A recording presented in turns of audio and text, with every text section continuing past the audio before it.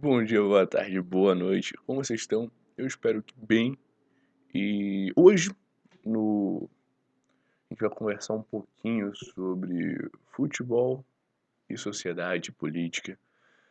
Em muitos momentos, o futebol influencia a política, em muitos momentos a política influencia o futebol. Então, nada mais justo da gente abordar um pouquinho sobre essa relação de forma bem ampla, bem abrangente. Então, vamos conversar sobre isso? Então, a gente vai falar sobre futebol. Vem pro fute. Então, nesse vídeo eu quero falar sobre 3 pontos que eu achei bem legal de trazer aqui. O primeiro são de times clássicos que são importantes, que desafiaram o status quo. Por exemplo, o primeiro time que realmente colocou o pau na mesa pra falar assim, não, vamos ter jogador negro competindo em campeonato foi o Vasco da Gama no Rio de Janeiro. Por acaso meu time, por acaso eu tô puxando muita sardinha pro meu time agora, tô, mas a gente merece. E o Vasco tem realmente esse histórico de ser um time popular. Tanto que um dos maiores ícones atualmente, que é o Júnior Pernambucano, é um cara que, bicho, esse cara é um ponto fora da curva dentro do futebol brasileiro. A gente tem admiração não só pelo talento em campo, ele, cara, batia uma falta como ninguém, rapaz. Eu fico impressionado com isso. E fora de campo, ele é um cara fora de série, um cara incrível. Que, cara, eu só sou muito grato por torcer para um time desse. Óbvio que atualmente a gente tá vendo alguns problemas. A gente tá sem dinheiro, como vários times brasileiros. Ou, por exemplo, o Corinthians, que na cidade de São Paulo foi um time popular, um time de operários. Tanto que posteriormente teve a democracia corintiana, aquela belíssima história que eles tentaram, todo mundo tinha poder de voto, eles conseguiram colocar temas políticos logo perto da época da democratização. Eles foram uma vanguarda nessa ponto, então é bem interessante. Isso aconteceu bastante, porque, querendo ou não, o futebol era uma coisa elitista. Era uma coisa para quem tinha dinheiro, para quem era branco. Aí ficava naquela coisa de futebol elitista. O Fluminense é um grande exemplo. Tem a história do pó de arroz e tal.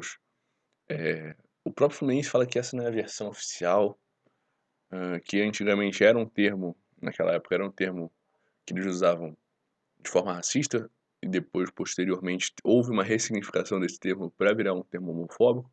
Não é à toa que vários times tricolores pelo Brasil têm a fama, têm a chacota de ser isso, de ofensas homofóbicas, de piadinhas e afins. Mas o principal é justamente isso. O futebol sempre teve um caráter político desde a sua origem. No início era elitista, de exclusão, tiveram times que fizeram a mudança do paradigma, isso foi extremamente importante. Posteriormente, outra situação e outro momento onde o futebol e a política se uniram, Segunda Guerra Mundial. Pode parecer desconexo, e eu vou sempre falar do futebol brasileiro, tá? Em nenhum momento eu vou sair do Brasil ou coisa do tipo. Estou simplesmente abordando as questões brasileiras. Times com nomes de italianos na época da Segunda Guerra Mundial tiveram que mudar seu nome. O exemplo do Palmeiras chamava Palestra Itália, então chamou Palmeiras por causa daquele poema Minha Terra tem Palmeiras, onde canto sabiá. As aves que aqui gorjeiam não gorjeiam como lá.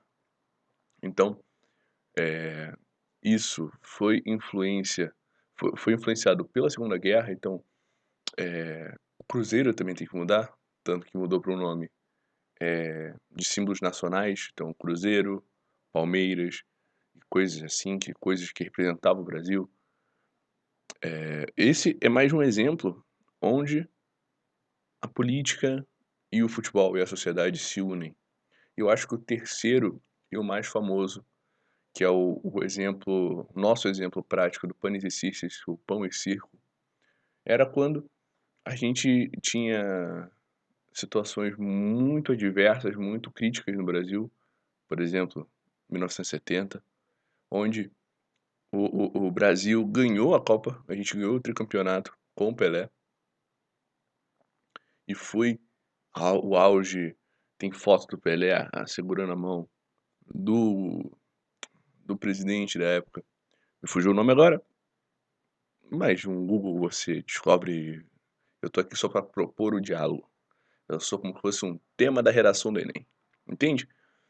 Então, e esse eu acho que é a grande problemática atual. O, o, o que é recorrente, né? Então, Hoje em dia a gente vê muito essa questão do panis e cis, não só hoje, mas desde a época da ditadura e coisa assim, onde o futebol faz um tipo de cortina de fumaça. Quando a gente tem o circo, a gente pouco liga pra política. E foi o que aconteceu muito. Eu pessoalmente acho que se a gente não tivesse tomado um 7-1 da Alemanha, a situação política do Brasil ia estar bem diferente. Pode parecer idiota isso, pode parecer uma análise rasa, mas eu tenho a impressão que se a gente não tivesse tomado aquele 7-1, a situação brasileira seria muito, muito diferente. A gente teria um genocida no poder, por exemplo. É isso que a gente tem que pensar. As conexões.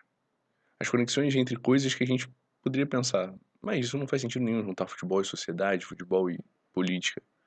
Mas tem. Tudo tem sua conexão. Tudo tem sua liga. Então, vamos conversar sobre isso. Vamos tentar achar coisas em comum em outras áreas, em outras situações. Então, vamos com a gente.